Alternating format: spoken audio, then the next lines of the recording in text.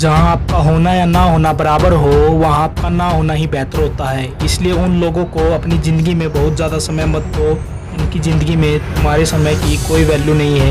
इसलिए समय के रहते उसकी कदर करो। समय बीत जाने के बाद उसकी कदर की जाए तो वह कदर नहीं, उसे अफसोस कहते हैं। और जब आप बीते समय पर अफसोस कर रहे होते हैं, समय भी वक्त गुजर ही रहा होता है और तुम दुनिया में अफसोस करने के लिए पैदा नहीं हुए हो। इसलिए अपने टाइम और अपनी एनर्जी को अपने ऊपर लगाओ, किसी दूसरे के ऊपर नहीं। सर ऐसा होता है, इंसान अपना समय, ऊर्जा और पैसा दूसरों को इम्प्रेस करने में, उन्हें खुश करने में खराब करता रहता है। उसे इस चीज़ की समझ नहीं होती, और जब समझ होती है तो उसके पास समय नहीं होता। इसलिए हर काम को समय पर ही कीजिए, क्योंकि समय बीत जाने के बाद किए हुए काम का कोई अर्थ नहीं रह जाता।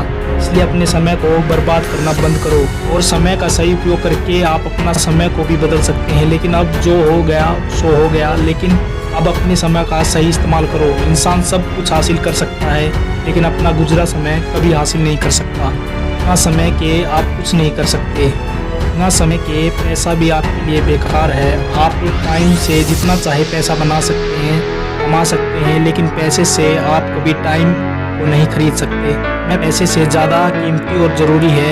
इसलिए सही समय का इंतज़ार मत करो, क्योंकि सही समय भी आता नहीं, समय सिर्फ जाता है। समय को बचाया नहीं जाता, उसे सिर्फ काम में लिया जाता है। समय तो चलता रहेगा, फ़र्क इससे पड़ता है कि आपने अपने समय में क्या बेहतरीन किया।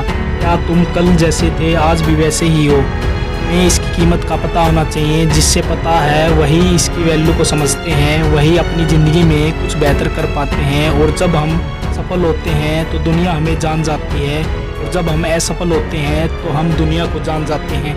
दुनिया का असली चेहरा हमारे बुरे समय में ही सामने आता है। जितना तुम समय को बर्बाद करोगे, उससे कहीं ज़्यादा समय तुम्हें बर्बाद करेगा। ऐसे बड़ा और वफादार कोई नहीं। अक्सर ऐसा होता है, किसी के पास टाइम नहीं होता तो कोई टाइम पास कर रहा होता है। इंसान को समय मुफ्त में मिलता है, इसीलिए वो इसकी कदर नहीं करता। हमारा पैदा होना और हमारा मरना हमारे हाथ में नहीं है, लेकिन उसके बीच का समय हमारे हाथ में ही है। इसलिए इस समय में कुछ बड़ा करके दिखाओ। हर काम को पूरे फोकस के साथ करो, इससे आप अपना समय को भी बचा सकते हैं। उम्मीद करता हूँ इस वीडियो में कई बातों से आप सहमत हो गए, आपको कुछ अच्छा सीखने को मिला होगा। तो वीडियो को लाइक और शेयर करके ज़रूर जाना। Thanks for watching.